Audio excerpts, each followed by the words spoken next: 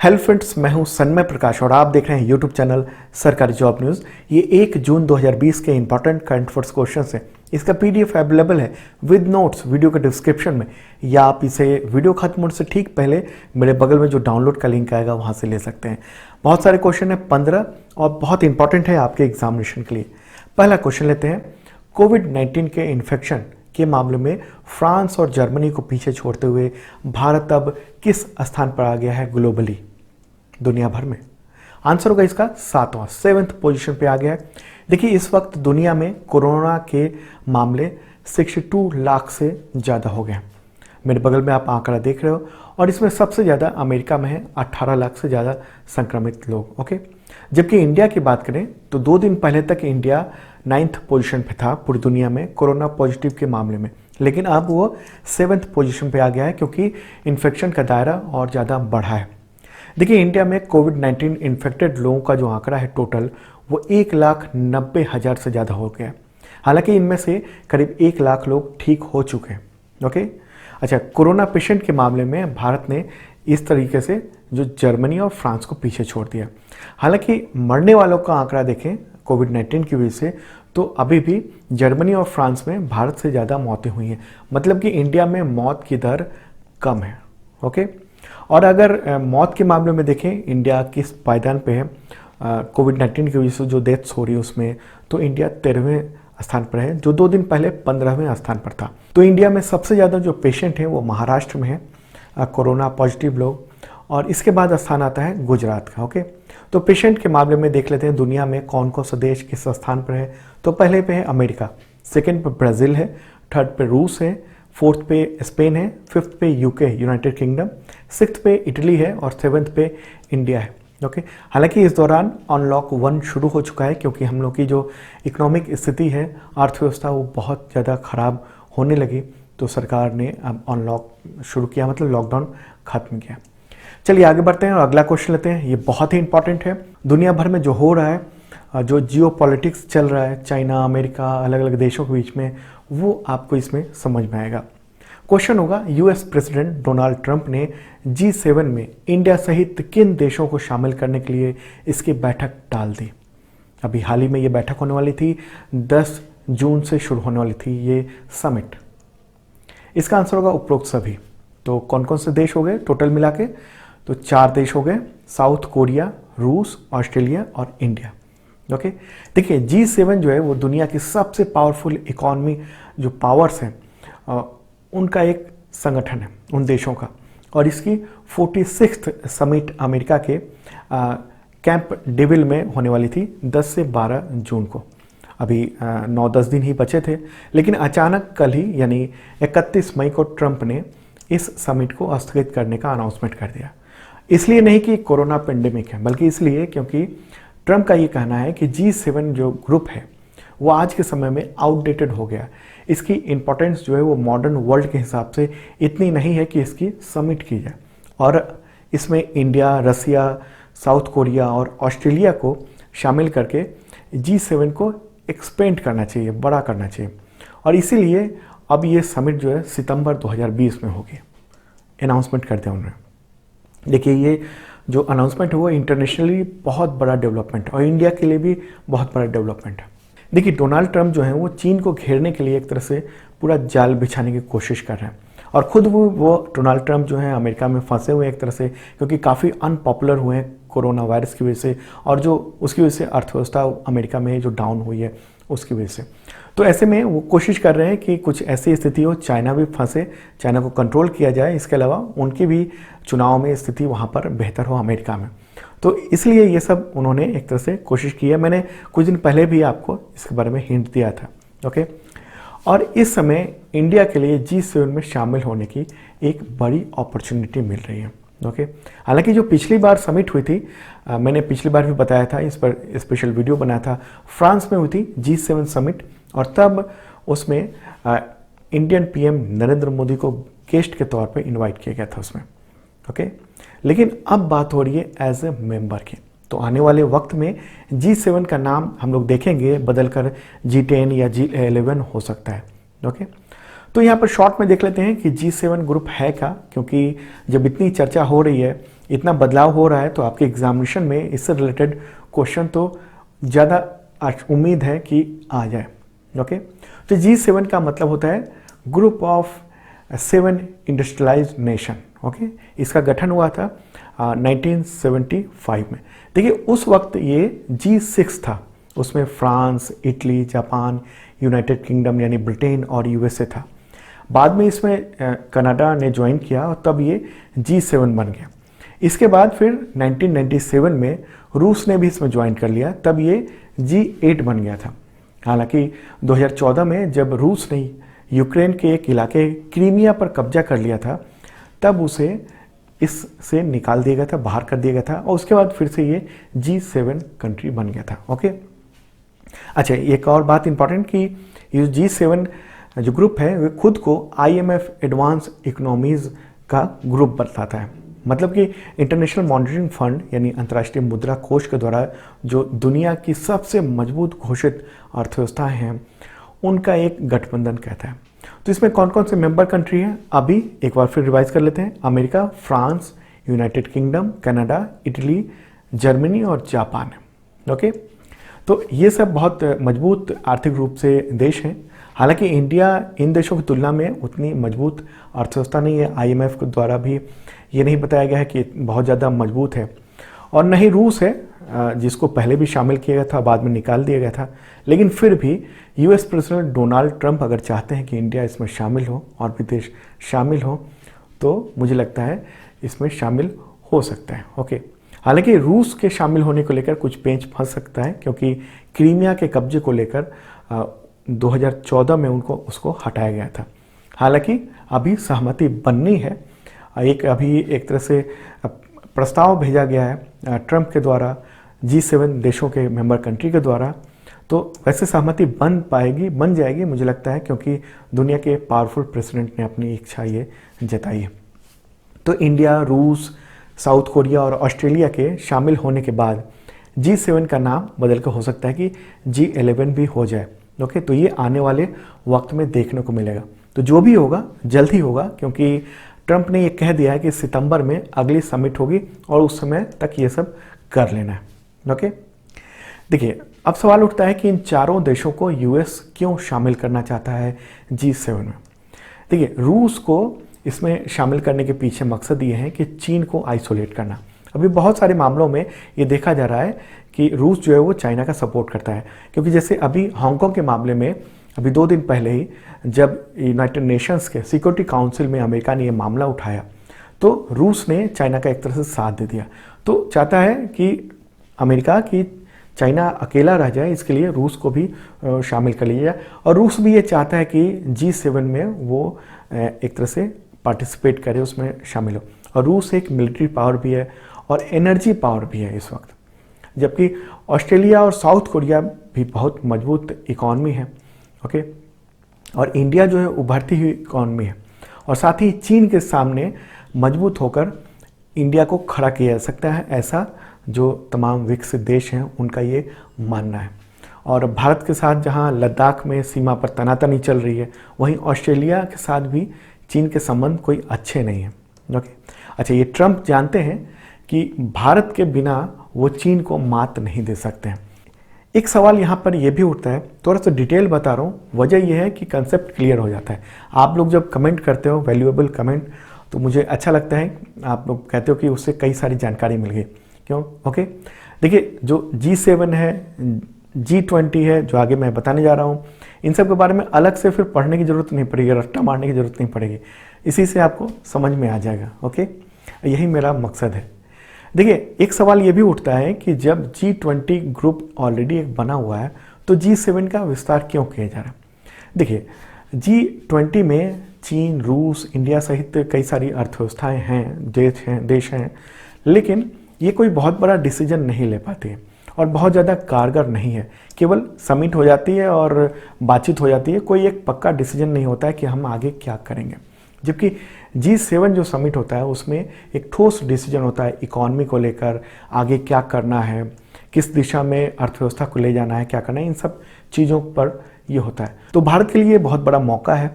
अगर इस प्रपोजल को एक्सेप्ट कर लेता है इंडिया और बाकी G7 कंट्री भी मान लेते हैं तो एक बहुत बड़ी अपॉर्चुनिटी होगी।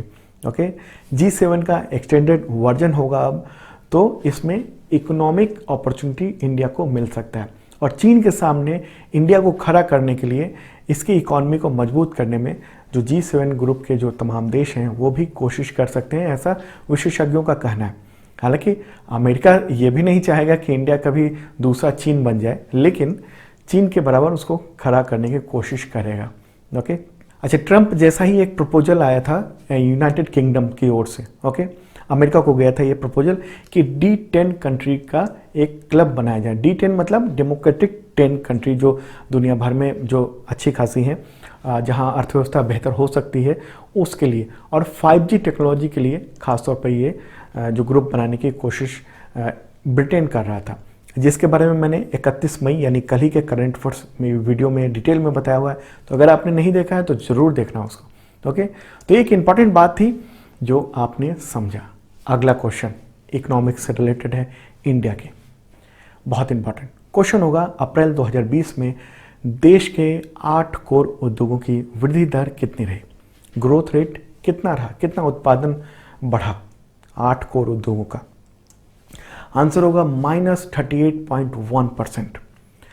अभी तक इतनी गिरावट कभी नहीं देखी गई थी। ओके, तो लॉकडाउन का भयानक असर इस आंकड़े से पता चलता है। देखिए, केंद्र सरकार के आर्थिक सलाहकार के ऑफिस ने ये डेटा जारी किया है, कल ही जारी किया है यानी 31 मई को। तो देश के 8 कोर उद्योग कौन कौन से हैं? देखिए, ये सवाल अक्सर एग्जामिनेशन में पूछा जाता है, मुझे लगता है आप में से बहुत लोगों को पता होगा। तो कौन कौन से एक बार रिवाइज कर लेते हैं, देख लेते हैं। कोयला, कच्चा तेल, प्राकृतिक गैस, रिफाइनरी उत्पाद, उर्वरक यानी फर्टिलाइजर, इस्पात यानी स्टील, सीमेंट और इलेक्ट्रिसिटी। तो ये 8 हैं जो कोर इंडस्ट्री है, और इन सभी इंडस्ट्री के उत्पादन में भारी गिरावट आई है, नुकसान देखा गया। अभी तक का बिगेस्ट एवर फॉल देखा गया। ओके, तो केंद्र सरकार का ये डेटा है, इस ग्राफिक्स को PIB ने जारी किया। आप देख रहे हो किस तरह से आंकड़ा जो चल रहा था वो -38% ये हो गया। ओके, देखिए, लॉकडाउन की वजह से डिमांड कम हो गई, इस वजह से इंडस्ट्रीज का उत्पादन भी कम हो गया, और वैसे कोर इंडस्ट्री की हालत पहले से ही खराब चल रही थी। ओके, मैंने पहले भी आपको बताया हुआ था। मार्च 2020 में इन 8 कोर उद्योग का उत्पादन 9% तक कम हो गया था, मतलब -9 पे चला गया था, और अब -38 पॉइंट समथिंग पे आ गया। ओके, और आपको बता दूं कि 2016-17 के बाद से ही अपनी जो GDP है, जो देश का जो विकास दर है, वो नीचे धीरे धीरे जा रहा है। नोटबंदी के बाद से ही, भले ही कोई माने ना माने, लेकिन नोटबंदी के बाद से जो अर्थव्यवस्था धीरे धीरे डगमगाई है वो लगातार डगमगाती चली गई है, और अभी जो 2019-20 का जो टोटल GDP ग्रोथ रेट का जो आया आंकड़ा वो 4.2% था, तो वो उससे ये पता चलता है। और अब कोविड-19 की वजह से जो लॉकडाउन हुआ है उससे काफ़ी स्थिति खराब हुई। तो देख लेते हैं कि अप्रैल 2019 की तुलना में अप्रैल 2020 में जो 8 कोर इंडस्ट्री है उसका औद्योगिक उत्पादन का जो ग्रोथ रेट है वो कितना रहा या कितना घटा बढ़ा। ओके, तो कोयले का जो उत्पादन है वो गिर गया है, ये -15.5% हुआ है। कच्चे तेल का -6.4% ये उत्पादन कम हुआ है। प्राकृतिक गैस का -19.9% कम हुआ है। रिफाइनरी उत्पाद का -24.2% कम हुआ है। फर्टिलाइजर का उत्पादन -4.5% कम हुआ है। स्टील का उत्पादन सबसे कम हुआ है, ये 83.9%, और उससे भी ज़्यादा कम हुआ है सीमेंट का उत्पादन -86%, और इलेक्ट्रिसिटी का भी उत्पादन कम हुआ है -22.8%। तो मतलब हम लोग देख रहे हैं कि सबसे ज़्यादा गिरावट हुई है सीमेंट में, उसके बाद स्टील में ये हम लोग देख रहे हैं। ओके, और उसके बाद रिफाइनरी प्रोडक्ट, और फिर इलेक्ट्रिसिटी में हुई है। तो ये जो डेटा है वो जारी किया गया है अभी हाल ही में। ओके, और इस डेटा का मतलब है फाइनेंशियल ईयर 2020-21 के पहले क्वार्टर में GDP की जो ग्रोथ रेट होगा, जो रिपोर्ट आएगी, वो बहुत ही चिंताजनक होने वाली है। पहले ही RBI ये कह चुका है कि हम लोग माइनस में जाने वाले हैं। ओके, तो शॉर्ट में एक और बात बता दूं कि क्यों महत्वपूर्ण है ये 8 कोर इंडस्ट्रीज। ओके, इनका डेटा क्यों जारी कर रहे हैं और क्यों मैं इसको इतना इंपॉर्टेंस दे रहा हूँ, एग्जामिनेशन में क्यों ये इस तरह के सवाल क्यों आते हैं। देखिए, देश में उद्योगों की हालत कैसी है या उत्पादन कैसा चल रहा है, इसकी जानकारी जो है इंडेक्स ऑफ इंडस्ट्रियल प्रोडक्शन यानी IIP से होता है। वैसे तो देश में बहुत तरह के उत्पादन होते हैं, बहुत तरह के सामान का उत्पादन होता है, लेकिन सरकार ने ये तय किया हुआ कि 407 यानी 407 टाइप्स के जो गुड्स हैं उसका जो प्रोडक्शन किया जाता है उसका डेटा इकट्ठा किया जाए। तो उनमें से ये 8 गुड्स हैं, 8 कोर सेक्टर हैं जिनको कोर ये सेक्टर कहते हैं। ओके, तो 8 जिसका आंकड़ा जारी किया गया। कहने को तो 8 ही हैं, लेकिन IIP में उसका जो दायरा है वो 40.27% हिस्सा आता है। कई बार ये क्वेश्चन एग्जामिनेशन में पूछा जाता है, UPSC में कई बार ये पूछा जा सकता है, पूछा गया है कि IIP में जो 8 कोर इंडस्ट्री हैं उसका कितना प्रतिशत हिस्सा होता है, तो 40.27% इसका होता है। तो इससे आपको पता चल गया होगा कि लॉकडाउन में कितनी ख़राब हालत हो चुकी है, बाकी इंडस्ट्री की भी बहुत हालत ख़राब हो गई है। और यही वजह है कि सरकार ने लॉकडाउन को अब खोलने का ऐलान कर दिया, अनलॉकडाउन 1 शुरू किए गए हैं। अगर ये लंबे समय तक चलता, ओके, जिस तरीके से लॉकडाउन को लागू किया गया था, उसके बाद अगर ये लंबे समय तक हम लोग खींचते तो बहुत स्थिति खराब हो जाती। चलिए आगे बढ़ते हैं। किस पड़ोसी देश ने भारत के 370 किलोमीटर के इलाके को अपने मैप में शामिल करने के संविधान संशोधन बिल को 31 मई 2020 को अपने संसद में पेश किया? देखिए, कई न्यूज़पेपर में जैसे इंडियन एक्सप्रेस में ये 370 किलोमीटर लिखा हुआ था, ओके, कुछ में 395 किलोमीटर भी लिखा हुआ। तो इस क्वेश्चन को इस तरह से भी दे सकते हैं कि किस देश ने भारत के कालापानी, लिम्पियाधुरा और लिपुलेखा को अपने मैप में शामिल करने का संविधान संशोधन विधेयक संसद में पेश किया? मुझे लगता है सबको पता होगा, आंसर है नेपाल। ओके, तो ये जो जगह है नेपाल, भारत और चीन यानी तिब्बत का ट्राई जंक्शन है और सीमा विवाद पर नेपाल जो है वो सरकार से यानी भारत सरकार से बातचीत करने को तैयार नहीं है। उसने एक तरह से इनकार कर दिया था, जो सोर्सेज के अनुसार इंडियन एक्सप्रेस में और हिंदू में जो खबरें छपी हैं।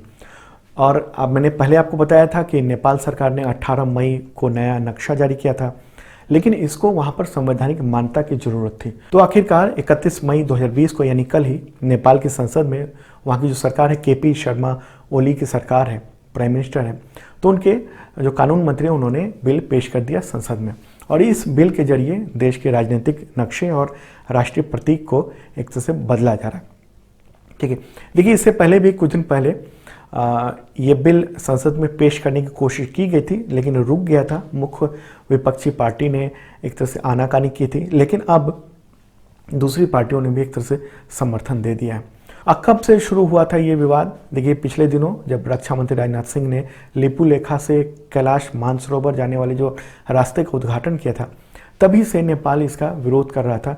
18 मई को नेपाल ने नया नक्शा जारी कर दिया था और ये हरकत की थी, तो उसी पर अच्छा मैंने इस पर डिटेल में 20 मई के करंट अफेयर्स में काफ़ी डिटेल में बताया हुआ है, तो आप वो देख सकते हो। ओके, तो उससे आपको काफ़ी कुछ क्लियर हो जाएगा। और इसमें चीन की भूमिका बहुत ज़्यादा है। अभी चीन ने लद्दाख में टेंशन दिया हुआ है, वहाँ फ़ौज है, दोनों तरफ से आमने सामने फ़ौज खड़ी है और टैंक वैंक भी पहुँचने की सूचना मीडिया रिपोर्ट्स में आ रही है।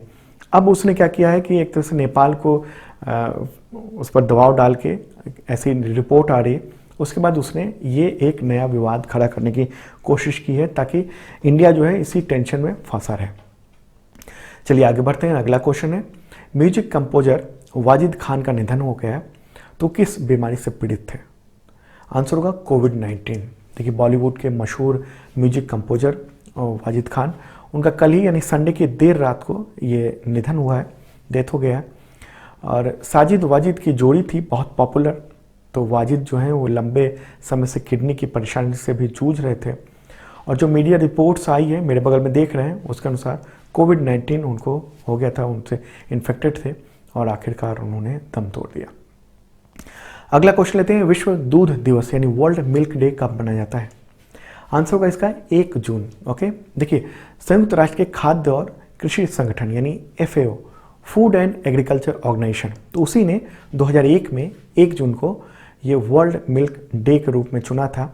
तो वर्ल्ड मिल्क डे इंडिया में भी मनाया जाता है, लेकिन भारत में राष्ट्रीय दुग्ध दिवस भी एक डे है जो हम लोग सेलिब्रेट करते हैं, नेशनल मिल्क डे, वो 26 नवंबर को।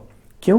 क्योंकि उस दिन भारत के श्वेत क्रांति लाने वाले जो डॉक्टर वर्गीज कुरियन थे, उनका जन्मदिन होता है।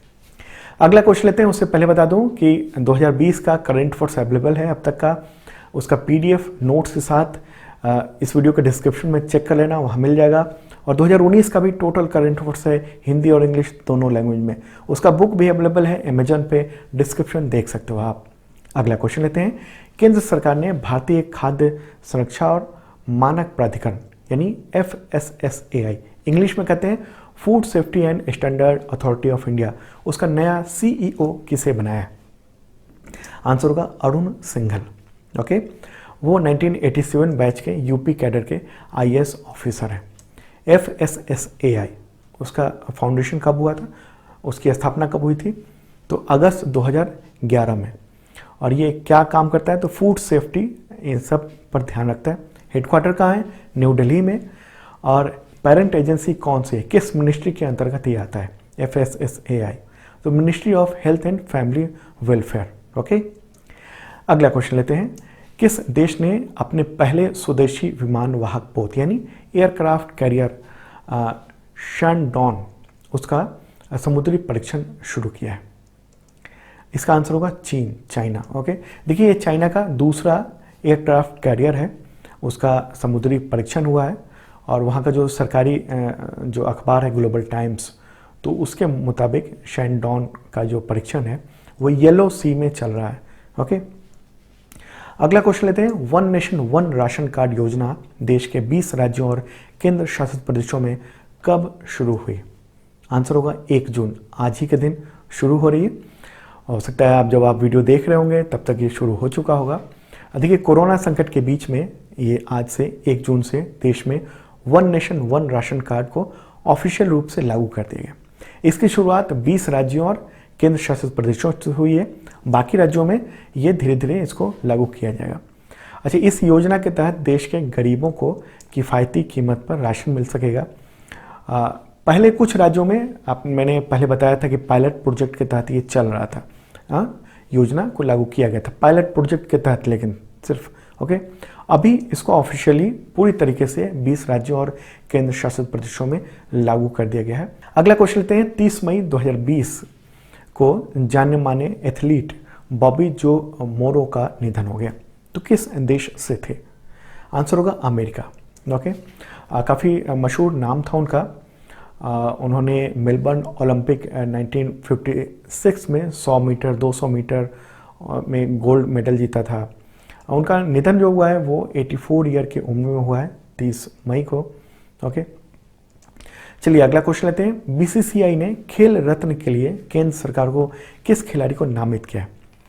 अभी नाम भेजा है, मिला नहीं है। आंसर होगा रोहित शर्मा। ओके, अभी केवल नॉमिनेट किया गया है, अब ये खेल मंत्रालय पर निर्भर करता है कि उनको दे या न दे। अगला क्वेश्चन लेते हैं। किस केंद्रीय मंत्रालय ने 23 अतिरिक्त लघु वन उपज को न्यूनतम समर्थन मूल्य यानी MSP उसमें शामिल करने की घोषणा की है?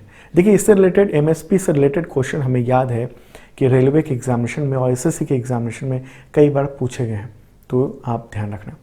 इसका आंसर होगा जनजातीय मामलों के मंत्रालय ने। ओके, तो इसमें बहुत सारी चीज़ों को शामिल किया गया है। वन उपज, जो जंगल में जो उपज होते हैं उनको, उनमें तुलसी के बीज, वन जीरा, मशरूम, काला चावल, जोहर चावल, ऐसी बहुत सारी चीज़ें हैं। चलिए आगे बढ़ते हैं, अगला क्वेश्चन लेते हैं।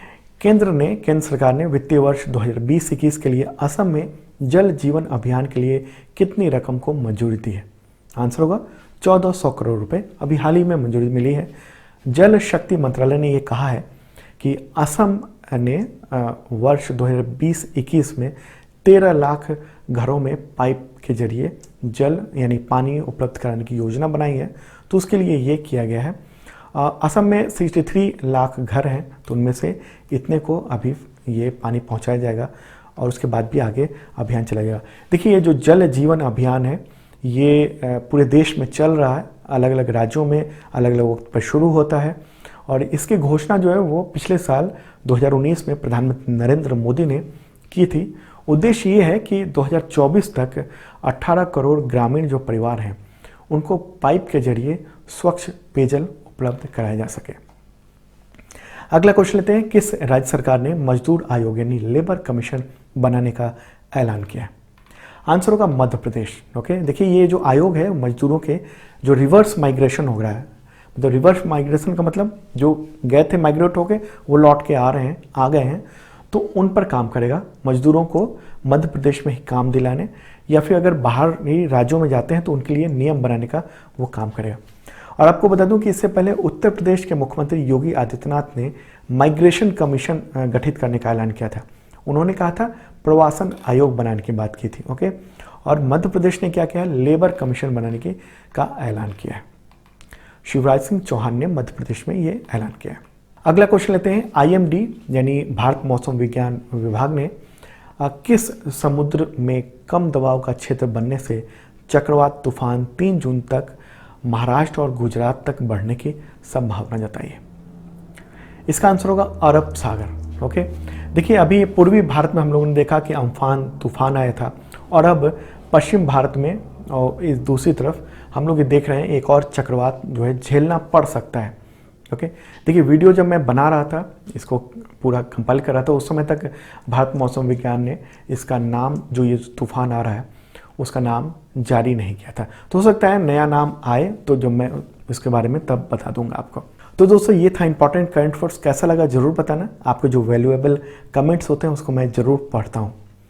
इसका PDF इस वीडियो का अवेलेबल हो गया है। मेरे बगल में जो डाउनलोड का लिंक है उस पर क्लिक करके डाउनलोड कर लीजिए, या आप इसे वीडियो के डिस्क्रिप्शन से भी डाउनलोड कर सकते हैं। नीचे मैंने डिटेल दिया हुआ है और जो तमाम PDF है 2020 के अब तक के उसका भी लिंक है, 2019 का भी जो अब तक का PDF है उसका भी लिंक है। और जिन लोगों ने सब्सक्राइब नहीं किया ज़रूर करना, साथ में बेल आइकन दबाना मत भूलना।